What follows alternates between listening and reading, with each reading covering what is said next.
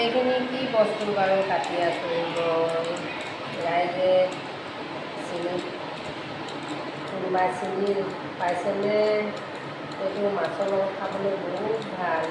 ইয়াৰ ভিতৰৰ অংশটো খাবলৈ এই গাখীৰ হেৰিবিলাক ভিতৰৰ অংশটো খাবলৈ বেয়া, তিতা হয়।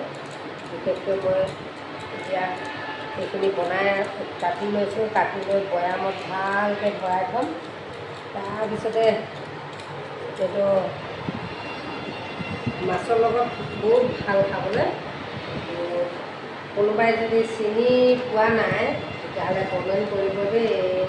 মই চিনি পোৱাবিলাকেতো পাব, নোপোৱাবিলাকে কমেণ্ট কৰিব। এইটো চাই ইমান ধুনীয়াকৈ মই কাটিছোঁ। এইটো যেতিয়া নেকি বৈয়ামত থোৱাৰ পাছত এসপ্তাহমান পাছতে বহুত মজা লাগিব মাছৰ লগত খাবলৈ। কাৰোবাৰ যদি খাবলৈ মন আছে তেতিয়াহ'লে কমেণ্টত জনাব।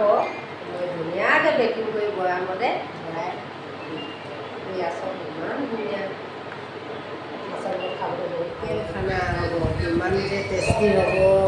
মাছৰ লগত বহুত টেষ্টি হ'ব। কাৰোবাৰ যদি খাবলৈ মন গ'লে মোক অৰ্ডাৰ কৰিলে মই বৈয়ামত ভৰাই দিম। থেংক ইউ দেই।